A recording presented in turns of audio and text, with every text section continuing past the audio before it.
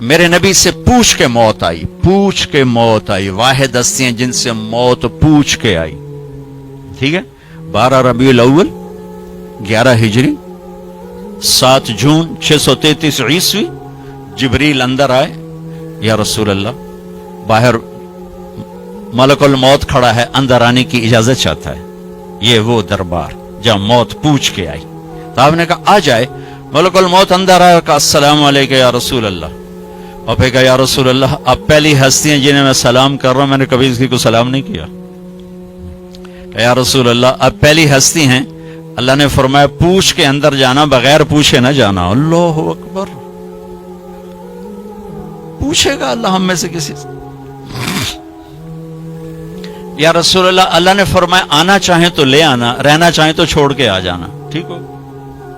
اچھا آپ کیسے تھے؟ اما عائشہ ایسے بیٹھی اور آپ اما عائشہ کے سینے پر سر رکھے یہ کیفیت.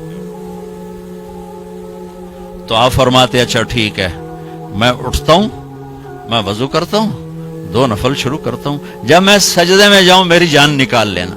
ہم دعائیں میں یا اللہ سجدے کی موت عطا فرما. کتنے لوگ ہیں دعائیں کرتے ہیں یا اللہ نماز پڑھ رہے ہوں موت آ جائے، سجدے میں سر ہو موت آ جائے. کتنی عام تمنا. میں خود دعا مانگتا ہوں.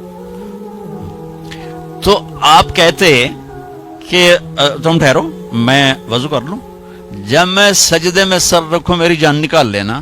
آپ نے اپنی بیگم کے سینے پر سر رکھے ہوئے ہی موت کو قبول کیا کہ یہیں نکالو، یہیں نکالو، وہیں لیٹے لیٹے. اس لیے میری ماں حضرت عائشہ فرماتی تھی میرے نبی میرے سینے اور ٹھوڑی کے درمیان اللہ کے پاس حاضر ہوئے. مات فی سحری و نحری. یہ بھی ایک پیغام تھا، یہ بھی ایک پیغام تھا کہ آپ اپنی بیگم